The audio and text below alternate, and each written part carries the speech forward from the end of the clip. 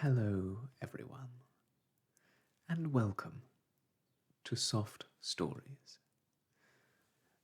I'm Stratton, and this is Pepper, and today we are going to be continuing our reading of 20,000 Leagues Under the Sea by Jules Verne.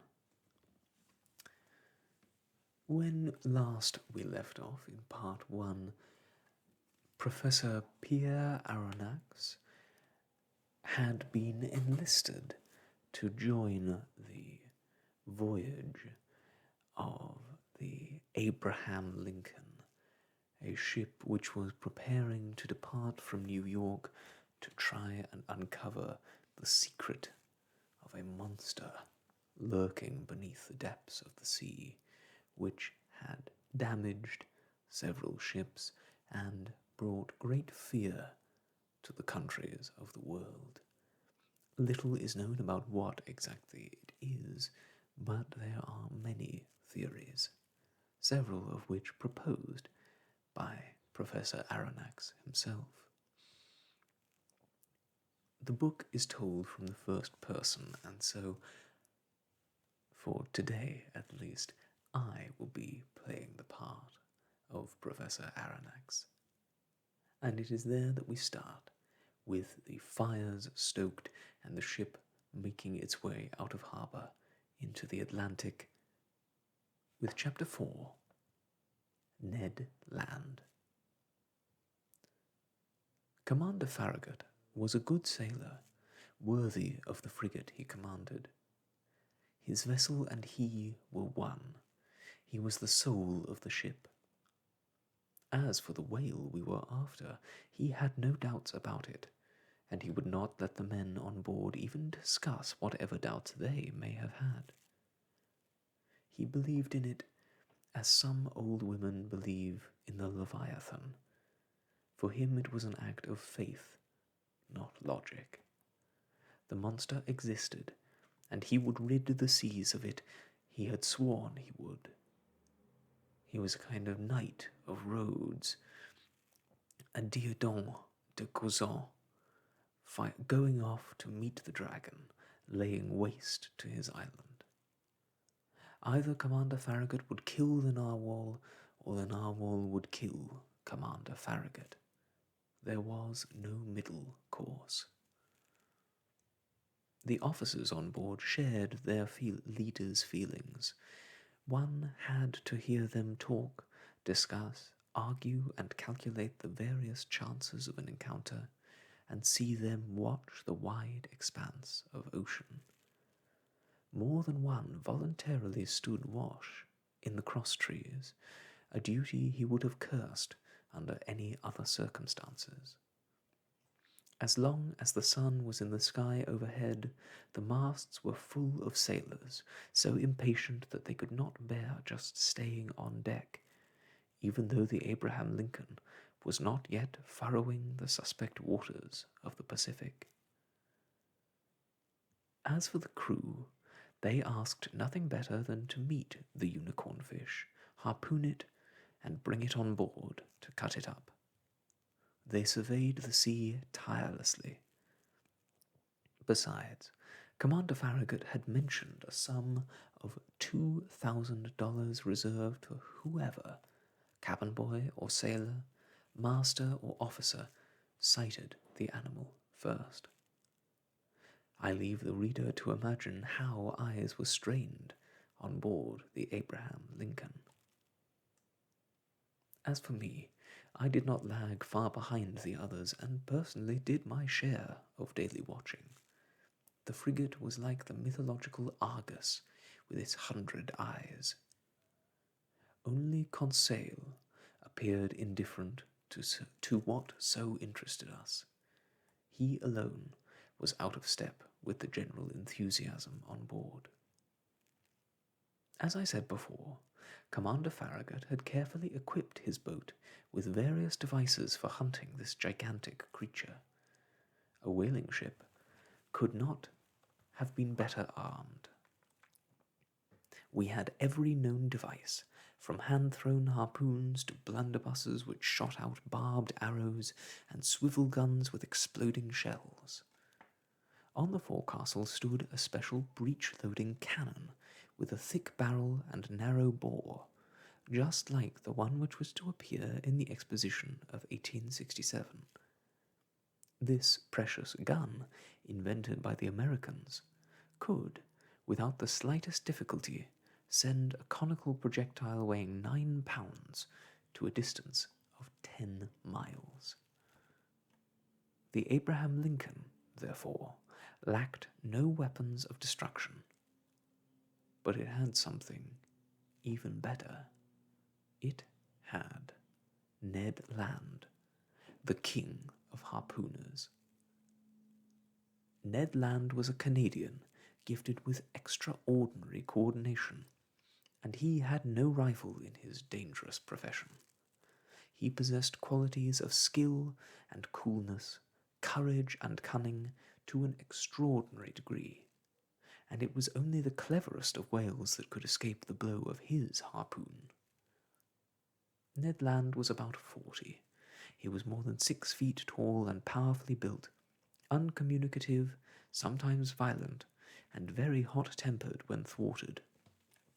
He attracted one's attention, mostly because of his piercing eyes.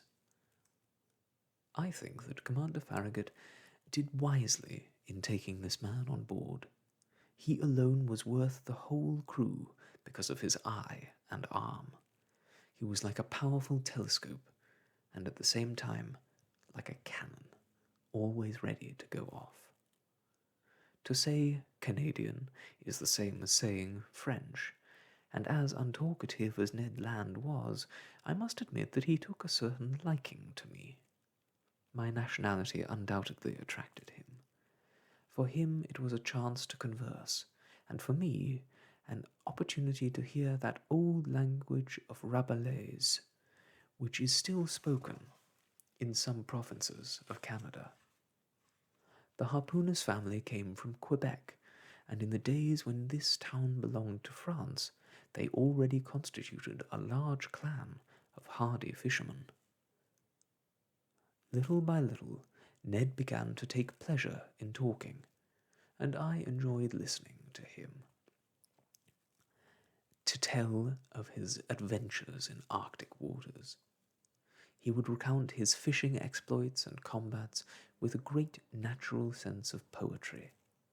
His recitals took on epic form, and I felt as if I were listening to some Canadian Homer singing the Iliad of the far north.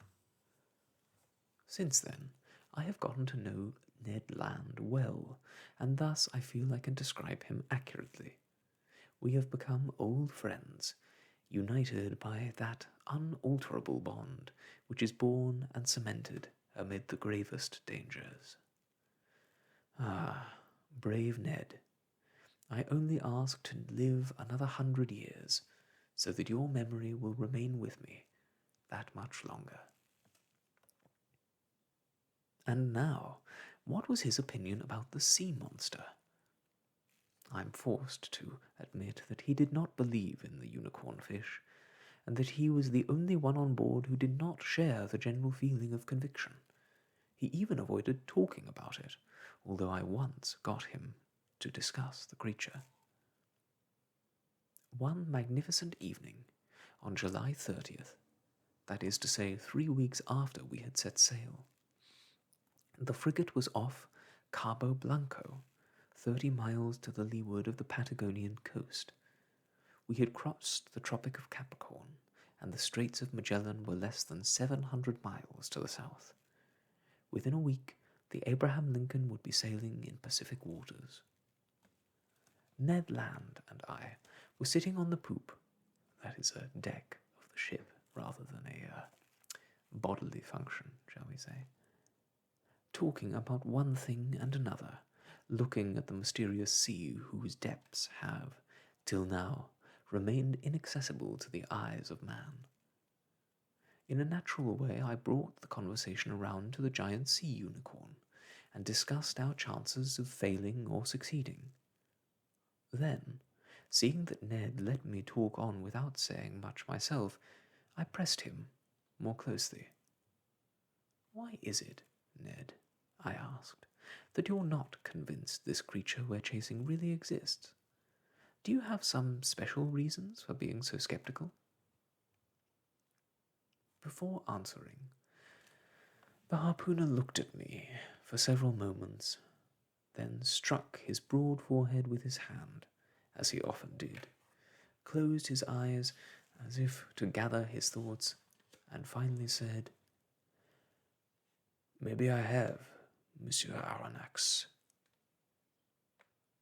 But a man like you, Ned, who's a professional whaler, who knows about large marine mammals, whose imagination could easily accept the idea of huge sea creatures, you should be the last to be skeptical under such circumstances." "That's where you're wrong, Professor," Ned answered. "It's all right for ordinary people to believe in fabulous comets that streak across the sky, or in prehistoric monsters living inside the earth. But to an astronomer or geologist, these are nothing but a bunch of fantasies. It's the same with a whaler. I've hunted hundreds of them, harpooned many, and killed a lot.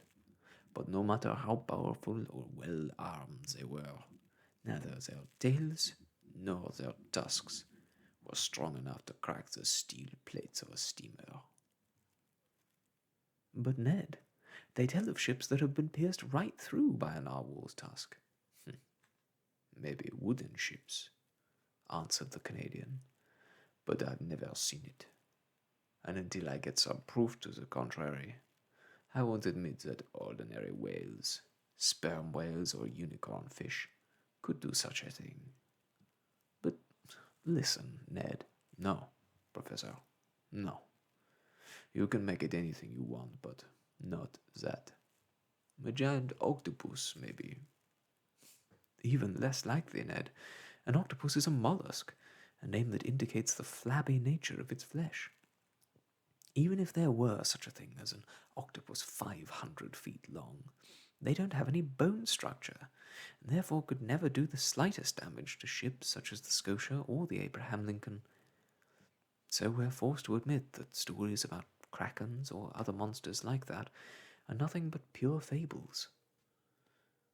"But you, even though you're a professor of natural history," continued Ned Land in a sly tone of voice, "you still believe in the possibility of an enormous whale?" "Yes, Ned, and my conviction is based on logic and facts. I believe it to be a powerfully built animal, a mammal belonging to the subkingdom of the vertebrates, like whales, cachalots, and dolphins, and armed with a tusk of great penetrating power."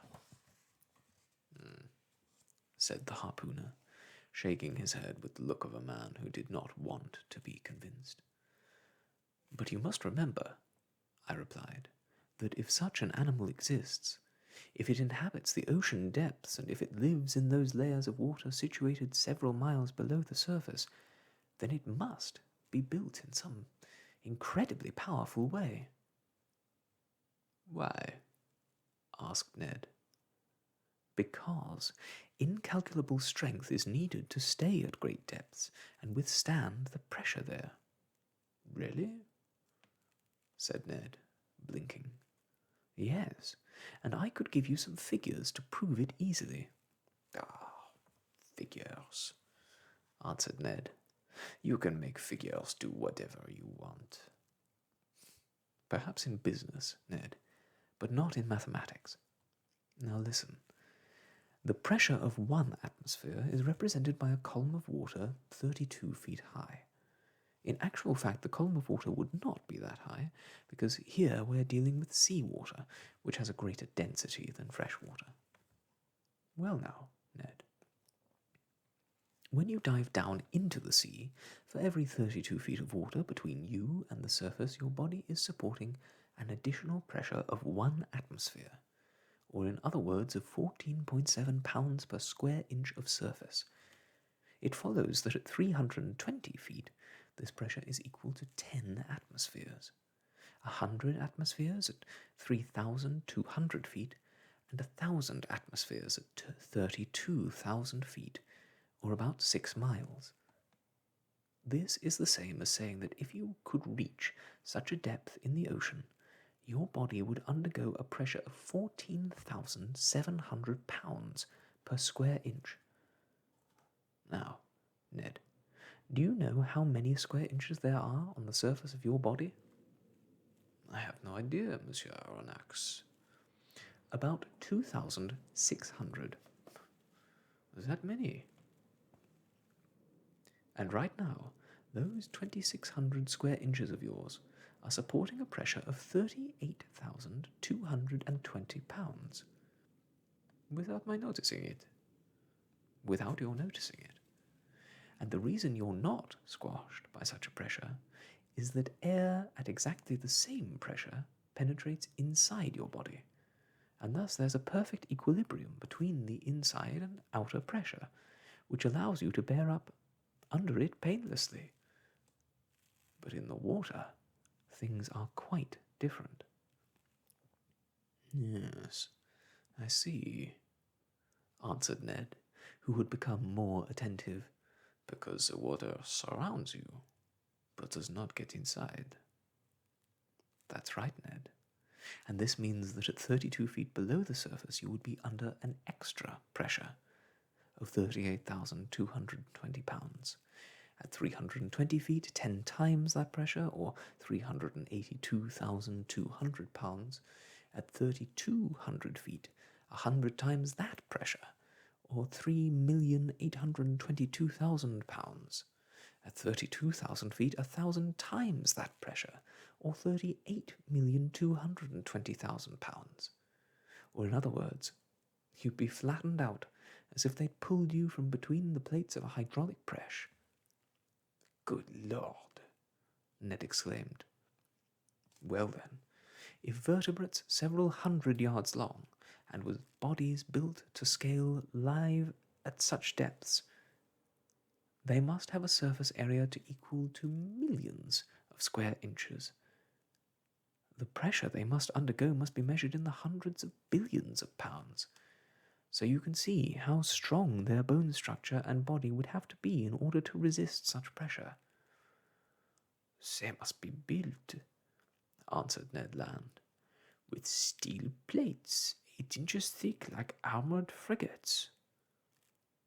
That's right, Ned. And then think of what damage could be produced by such an object travelling at high speed and striking the hull of a ship. Yes, you're right. Maybe, answered the Canadian, bowled over by these figures, but still unwilling to give in. Well, have I convinced you? You've convinced me of one thing, Professor, and that is that if such animals exist in the ocean depths, they would have to be as strong as you say. But if they don't exist, you stubborn harpooner, how do you explain what happened to the Scotia? Maybe it was, said Ned hesitantly. Come. Because, no, it couldn't be true, replied the Canadian. But this answer only proved how obstinate the harpooner was, nothing else. That day I pushed him no further. No one could deny what had happened to the Scotia. The hole in its hull was so real that it had to be stopped up, and I don't think there can be any surer proof of a hole than this. But this hole hadn't just developed all by itself, and since it hadn't been produced by underwater rocks or machinery, it must necessarily be ascribed to the weapon of some animal. Moreover, to my way of thinking, for all the reasons stated above, this animal belonged to the subkingdom of the vertebrates, the class of mammals, the group of pisciforms, and finally the order of cetaceans. As to what family it belonged, whale, calcolot, or dolphin. As to its genus or species, that was a question to be cleared up later. But in order to solve this problem, one would have to dissect the unknown monster. In order to dissect it, one would have to capture it. In order to capture it, to harpoon it, which was Ned Land's job. In order to harpoon it, see it, which was the crew's job, and in order to see it, meet up with it, which was a matter of chance. Chapter 5. A Random Search. For a while, little happened on board the Abraham Lincoln, except for one event, which displayed Ned Land's extraordinary skill and showed what confidence we could have in him. Off the Falkland Islands, on June 30th, we communicated with some American whaling ships, and we learned that they had seen nothing of the narwhal. But one of them, the captain of the Monroe, knowing that Ned Land had shipped on board the Abraham Lincoln, asked for his help in hunting a whale they had sighted. Commander Farragut was eager to see Ned Land perform, and therefore authorized him to go aboard the Monroe. And our Canadian's luck was such that instead of one whale, he harpooned two in succession, striking one straight to the heart, and capturing the other after a pursuit lasting only several minutes. There's no doubt about it, I thought. If the monster gets a taste of Ned Land's harpoon, I won't put any money on the monster. The frigate skirted the southeast coast of South America at great speed. On the 3rd of July we were at the mouth of the Straits of Magellan, off the Cape of the Virgins. But Commander Farragut did not want to attempt this dangerous passage, and set out on a course around Cape Horn. The crew agreed with him to a man, and in point of fact, was there any chance of meeting the narwhal in these narrow straits? Many of the sailors stated that this creature could not get through them, that it was too big. On July 6th, toward 3 in the afternoon, and about 15 miles yet further south, the Abraham Lincoln went around that solitary island, that lost rock at the tip of South America to which Dutch sailors gave the name of their hometown, Cape Horn.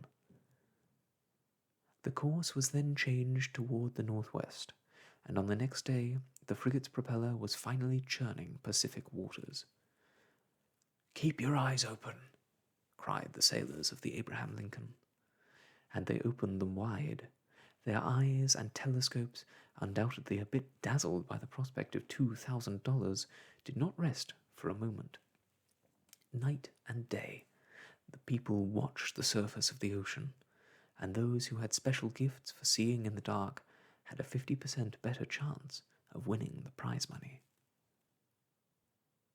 As for me, even though I cared little about the money, I was no less watchful than the others.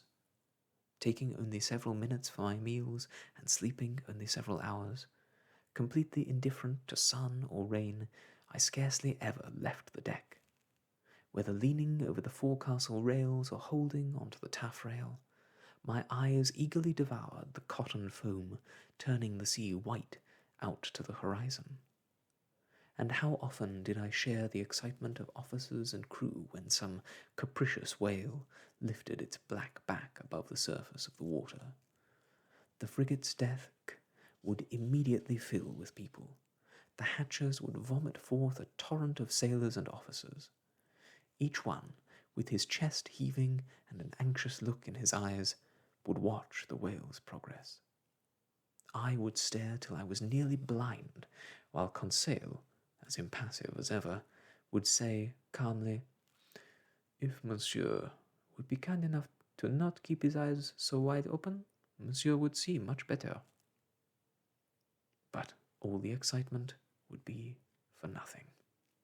The Abraham Lincoln would alter its course and race towards the creature, nothing more than an ordinary whale or common sperm whale, which would soon disappear amid a storm of curses. Nevertheless, the weather held good. The voyage was progressing under the best of conditions. It was the bad season in the southern hemisphere, for July in that region corresponds to our European January, but the sea remained calm and the air clear. Ned Land continued to show the greatest skepticism. He even refused to look at the ocean except during his turn on watch, or at least when no whale was in sight. This was a pity, for his extraordinary eyesight would have been very useful. But 8 hours out of 12, this stubborn Canadian stayed in his cabin, reading or sleeping. 100 times I reproached him for his indifference. "Bah," he would answer. "It's all nonsense, Monsieur Arronax. Even if it was some animal, what chance would we have of seeing it? Why, we're just wandering about aimlessly. They say this creature nobody can find was last seen in the mid-Pacific. All right, but that was 2 months ago, and according to what they say about your narwhal's character, he doesn't like to stay in one spot very long. He can move very fast. And you know better than I, Professor, that nature doesn't do things without reason. And she wouldn't give a sluggish animal like that the ability to move fast if he didn't need to use this ability. So, if this creature does exist, it's already far away." I had no answer to this. Obviously, we were wandering about blindly. What else could we do? Our chances were undoubtedly very limited. Nevertheless, as yet nobody had any doubts that we would succeed, and there was not a single sailor on board who would have bet against our sighting the narwhal soon. On July 20th, we crossed the Tropic of Capricorn at 105 degrees west longitude, and on the 27th of the same month we crossed the equator at the 110th meridian. Once there, the frigate took a more definite westerly course and entered the waters of the mid-Pacific. Commander Farragut was right in thinking it was best to remain in deep water and stay away from land, which the creature always seemed to avoid. Probably because there isn't enough water there for him, as the boatswain put it. The frigate, therefore, gave a wide berth to the Tuamotu Islands, the Marquesas, and the Hawaiian Islands, and crossed the Tropic of Cancer at 132 degrees west longitude, and headed for the China Seas. We were finally in the area of the monster's last little tricks, and in a word, normal life on board came to an end. Hearts beating madly, so much so that they would never be the same again. I cannot describe the nervous tension of the crew. No one ate or slept any more. 20 times a day, an error in judgment or a mirage seen by some sailor perched in the cross-trees would cause intolerable feelings of anguish, and with these emotions repeated 20 times a day, we all became so violently irritable that some reaction was bound to set in soon. And in fact, it wasn't long before it did set in. For 3 months, each day of which seemed like a century, the Abraham Lincoln cruised all over the North Pacific, chasing whales that had been sighted, making quick changes in course, veering suddenly from one tack to another, stopping abruptly, putting on steam, or reversing its engines so quickly as to risk harming them, and leaving no corner unexplored between the coast of Japan and America. And it found nothing. Nothing but vast deserted waters, nothing even vaguely resembling a giant narwhal or an underwater island or the wreck of a sunken ship or a shifting reef or anything even slightly out of the ordinary. So a reaction finally set in. Everybody became discouraged, and this led to skepticism. The men on board were gripped by a new feeling, composed of 3/10 shame and 7/10 anger. They felt they had been a bunch of fools to let themselves get involved in such a pipe dream. And this feeling made them furious. All the emotions stored up for a year poured forth at once, and everyone thought only of catching up on the hours of eating and sleeping they had missed. The human mind being as changeable as it is, people went from one excess to another. The warmest partisans of the enterprise were destined to become its most ardent critics. The reaction rose from the bowels of the ship, from the coal trimmers' quarters to the officers' mess, and surely without Commander Farragut's special stubbornness, the frigate would have turned south once and for all. In any case, this useless search could go on not much longer, and the Abraham Lincoln had no reason to feel ashamed, for it had made every possible effort to succeed. No crew in the American Navy has ever shown greater patience or willingness. They could not be blamed for their failure. There was nothing else to do but return. A petition to this effect was made to the commander, but he refused to change his plans. The sailors no longer hid their discontent, and the work on board suffered as a result.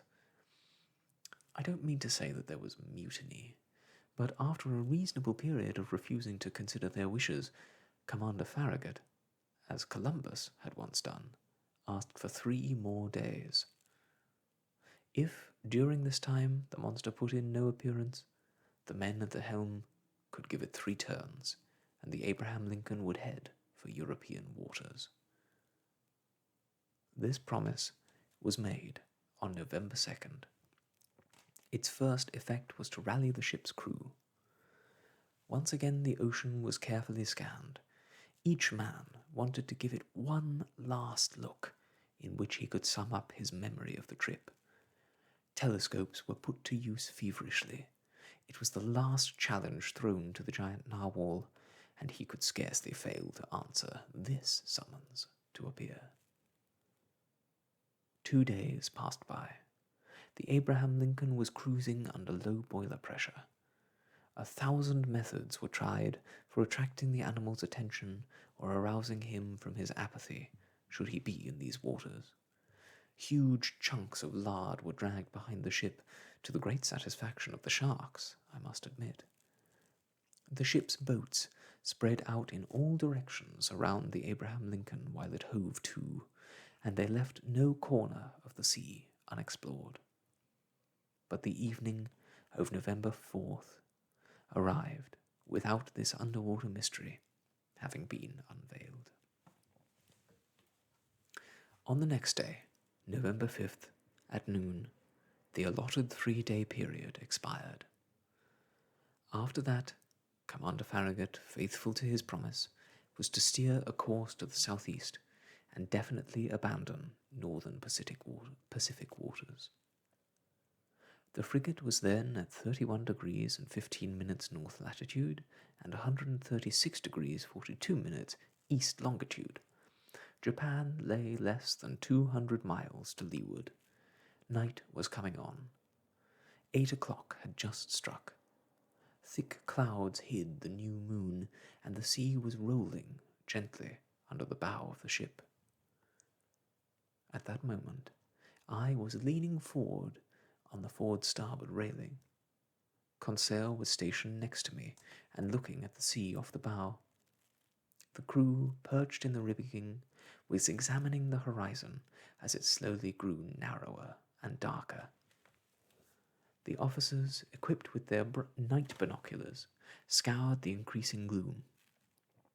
Occasionally the ocean would sparkle with light from the moon as it peeped out from between 2 clouds. Then all trace of light would disappear into darkness. I looked at Conseil and could see that he was feeling little of the emotion gripping everyone else, or at least I thought so. But perhaps, for the first time, his nerves were a-tingle with a feeling of curiosity. "All right now, Conseil," I said. "This is your last chance to pocket $2,000. "If monsieur will permit me saying so," Conseil answered. "I have never given a thought to this prize money, and I think that even if the government of the Union had promised $100,000, it would be none the poorer." You're right, Conseil. This was a foolish venture after all, and we jumped at it too quickly. Think how much time we've lost, and how much useless excitement we've undergone. We could have been back in France 6 months ago.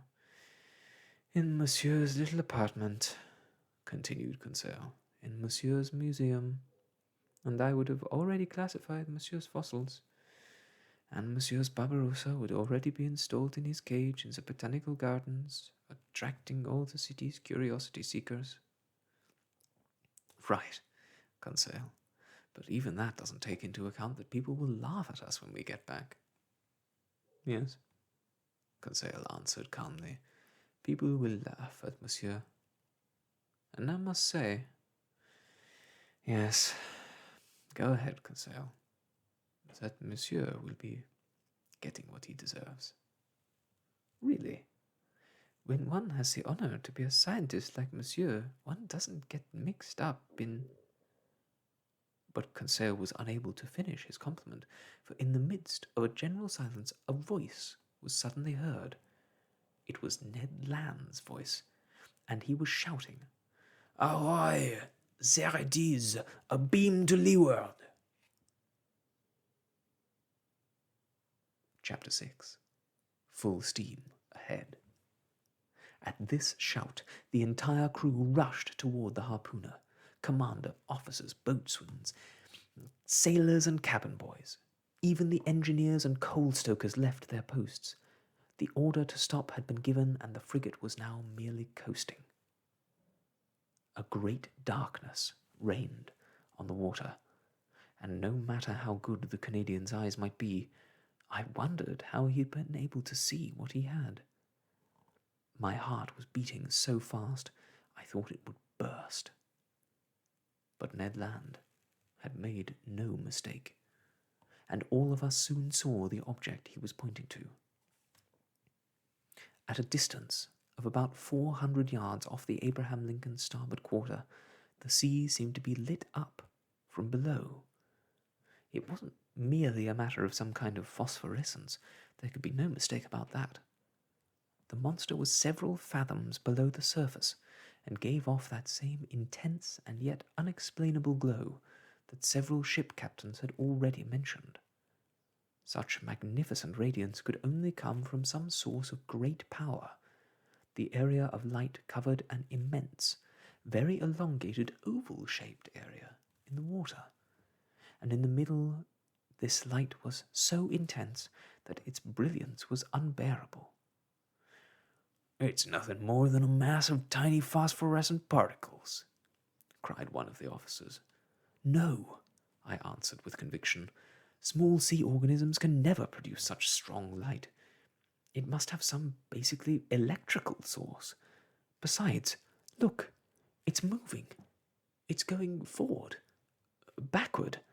It's heading for us." A shout rose from the crew of the frigate. "Silence!" said Commander Farragut. "Helm to leeward. Reverse engines." Sailors rushed to the helm and engineers to the engine room. The ship's direction was immediately reversed, and the Abraham Lincoln cast to port and went around in a semicircle. "Right helm! Engines forward!" cried Commander Farragut. These orders were carried out, and the frigate moved rapidly away from the source of light. Or rather, it tried to move away, but the supernatural animal approached at a speed double that of the ship. We were all gasping for breath. Stupefied rather than afraid, we remained silent and stock still. The animal was gaining on us, effortlessly.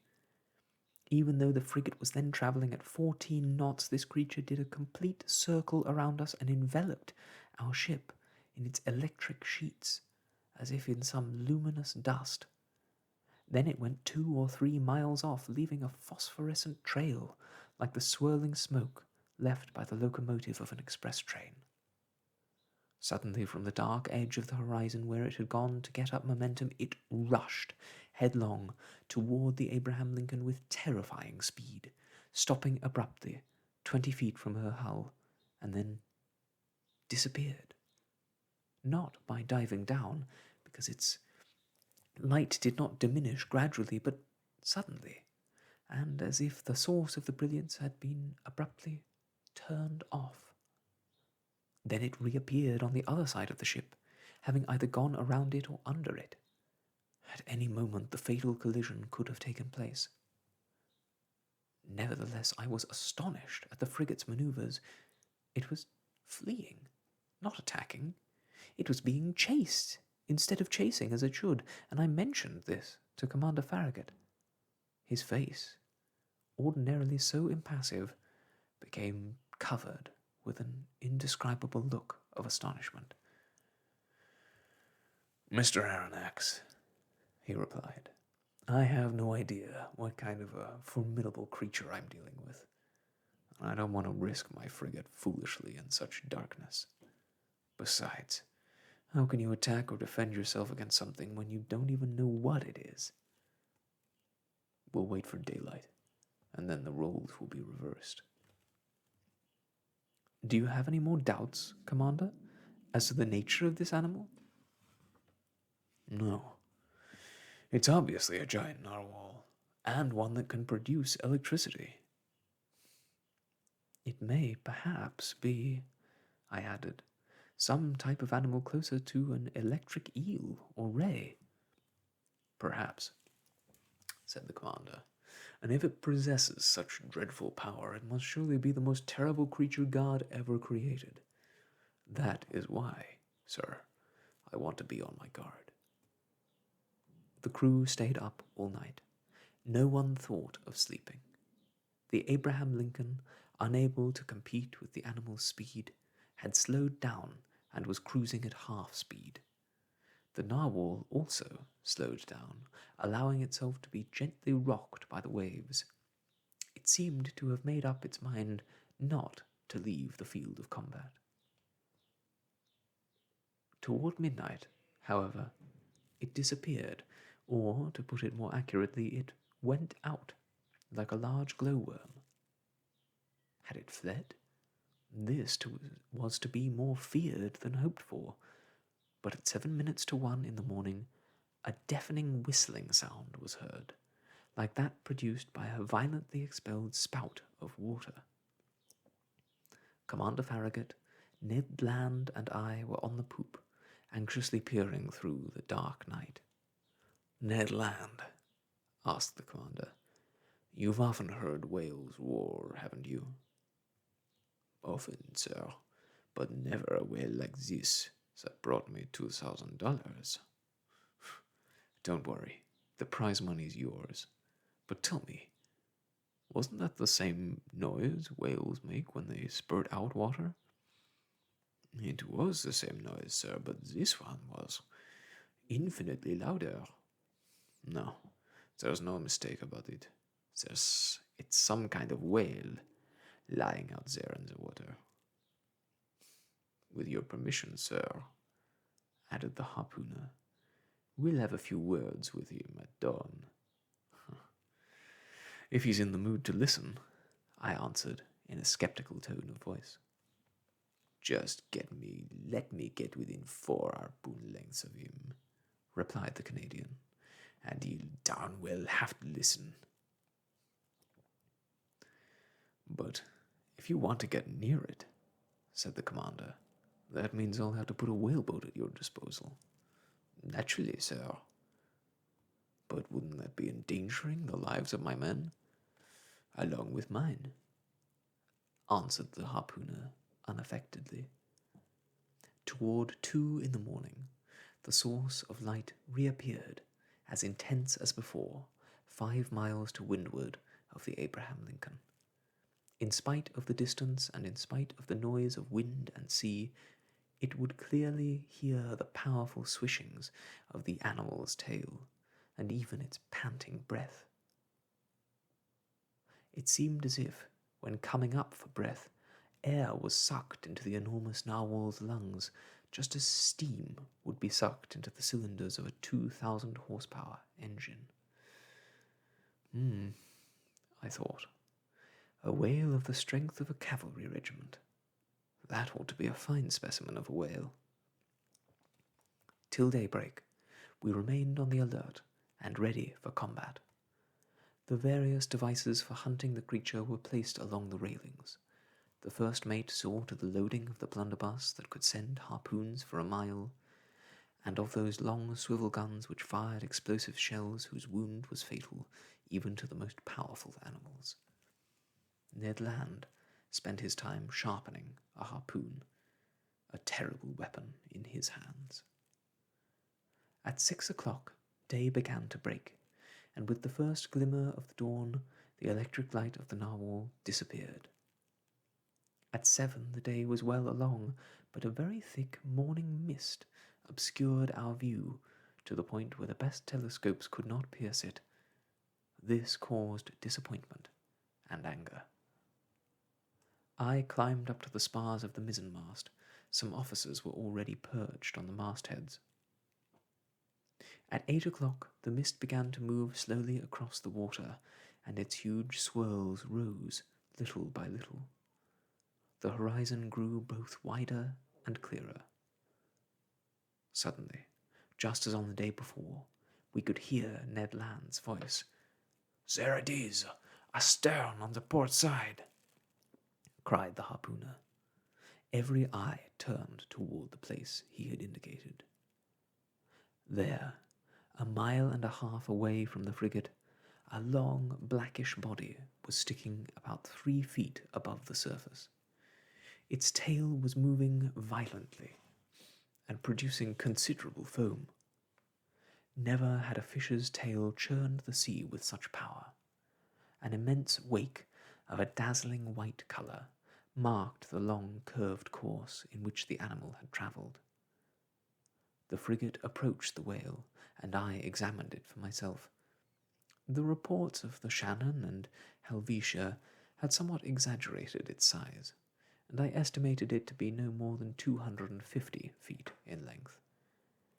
Its width and depth were difficult to judge, but as far as I could see, the animal was perfectly proportioned in all its dimensions.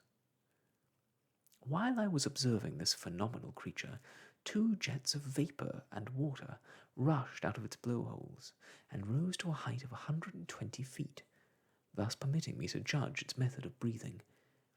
I came to the definite conclusion that it belonged to the subkingdom of vertebrates, the class of mammals, subclass of monodelphians, division of pisiforms, order of cetaceans, family of... Here I could not decide. The order of cetaceans included 3 families, whales, cachalots, and dolphins, and it is in this last that narwhals are grouped.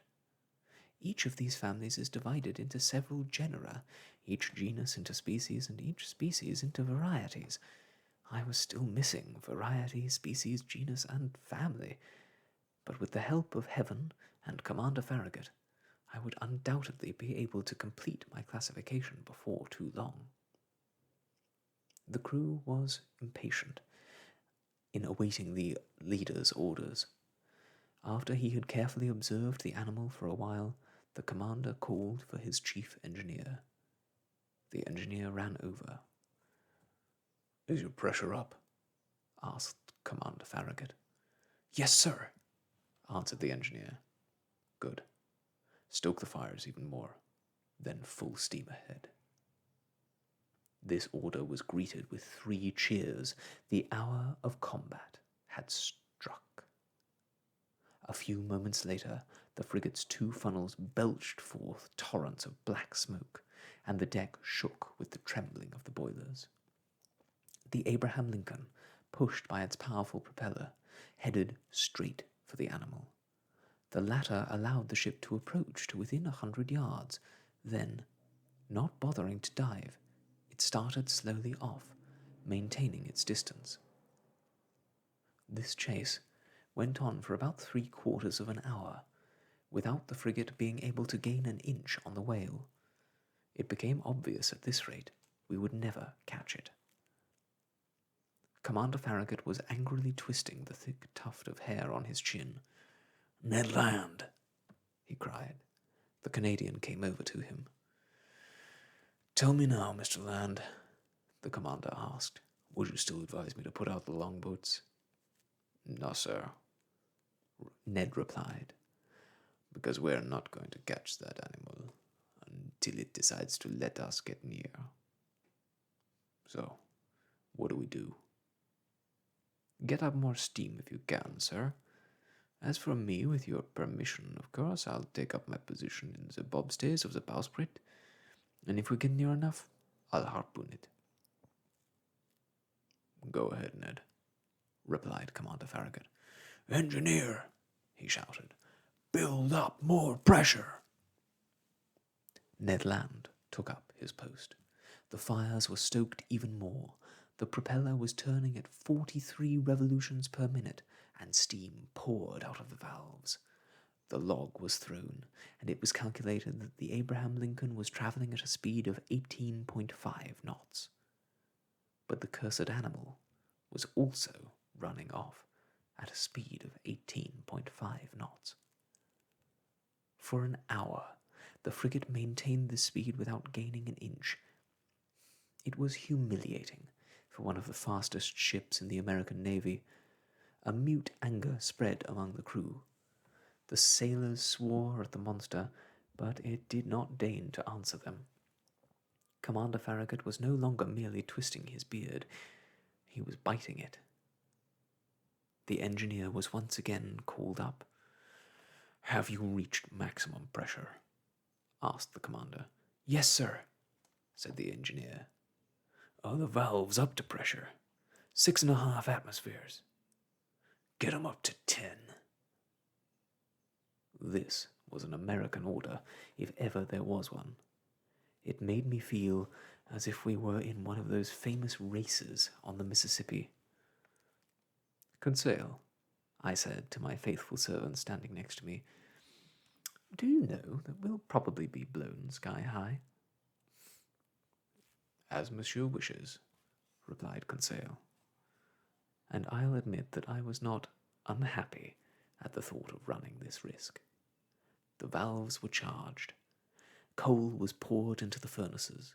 The ventilators sent torrents of air across the live coals. The Abraham Lincoln's speed increased. The masts trembled down to their very foundations, and the swirling smoke scarcely had room to make its way up the narrow chimneys. The log was heaved once again. Well, Commander Farragut asked the helmsman. 19.3 knots, sir. Lay on more coal. The engineer obeyed. The pressure gauge showed 10 atmospheres, but the whale had undoubtedly also laid on more coal, for without seeming in the least disturbed, it also cruised at 19.3 knots. What a chase! I couldn't possibly describe the emotions that made me tremble from head to foot. Ned Land was standing at his post with the harpoon in his hand. Several times the animal let us get near. We're gaining on it! We're gaining on it! The Canadian would cry. Then, just as he was getting ready to strike, the whale would dash off at a speed which I guessed to be no less than 30 knots. And even while we were travelling at top speed, it decided to make fun of the frigate by swimming around us. A cry of rage rose from every breast. By noon, we had gotten no nearer than we had been at 8 in the morning. Commander Farragut then decided to use more direct methods. Well, said he, this animal may be able to go faster than the Abraham Lincoln, but I doubt if it can outdistance our conical shells. Boatswain, man the forward gun. The cannon in the forecastle was immediately loaded and aimed. It was fired, but the shell passed several feet above the whale, who was a half-mile off. Let's try someone else who's got better aim, cried the commander, and there's $500 in it for whoever can pierce that infernal creature's skin. An old, grey-bearded gunner, I can still see him, with a calm eye and an impassive face, walked up to the cannon, put it in position, and took a long time sighting it. There was a loud explosion, and then cheers from the crew. The shell had reached its target and struck the animal, but not in the usual way. Instead, it glanced off and splashed into the water 2 miles away. "That's too much," cried the old gunner in a rage. "That critter's covered with a 6-inch armor plate."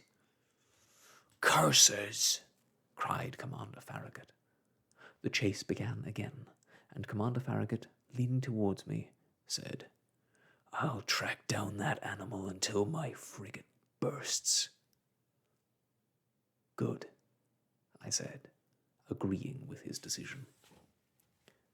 We at least hoped that the animal would get tired, or at least that it would tire more quickly than a steam engine. But no luck. Hours passed without its giving any sign of exhaustion. Nevertheless, it must be said in praise of the Abraham Lincoln that it absolutely refused to give up. According to my estimate, we covered at least 300 miles on that unlucky 6th of November. But then night came on and wrapped the rolling sea in its darkness. Now I thought our expedition had ended, that we would never see this fantastic animal again. But I was wrong. At 10:50, the electric light reappeared, 3 miles to windward of the frigate, as intense and pure as on the previous night.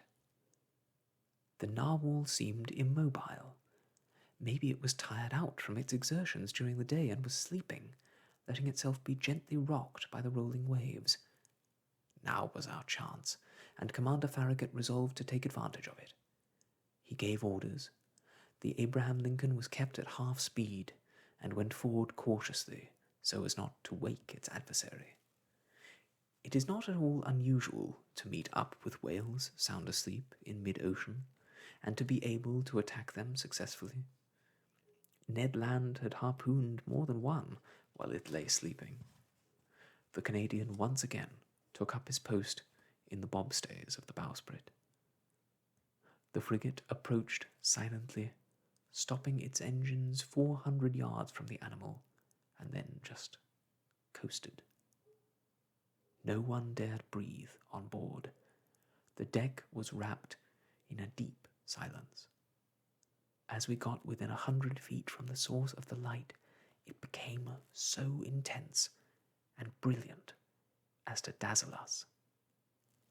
Just then, I leaned over the forward rail and could see Ned Land below me, hanging onto the rigging with one hand and brandishing his terrible harpoon in the other.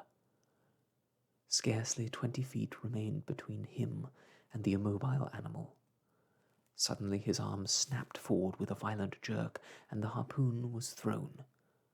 I heard a ringing noise as the weapon seemed to hit something hard. The electric light suddenly went out, and 2 enormous streams of water broke over the deck of the frigate, rushing in a torrent from stem to stern, knocking over men and breaking the lashings of the spars. Then there was a terrible crash. I did not even have time to reach for something to hold on to, but was hurled over the railing and into the sea. And there, my friends, we will leave it for today on that cliffhangeriest of cliffhangers. What will happen to Pierre Arronax when next we see him? And what is this fascinating and strange animal? Unfortunately, I fear that the surprise may slightly be spoiled, as this book came out 140 plus years ago. But it is still a great mystery, and I look forward to sharing it with you next time on Soft Stories. Thank you so much for joining me, and until next we meet, I wish you all the best, and goodbye.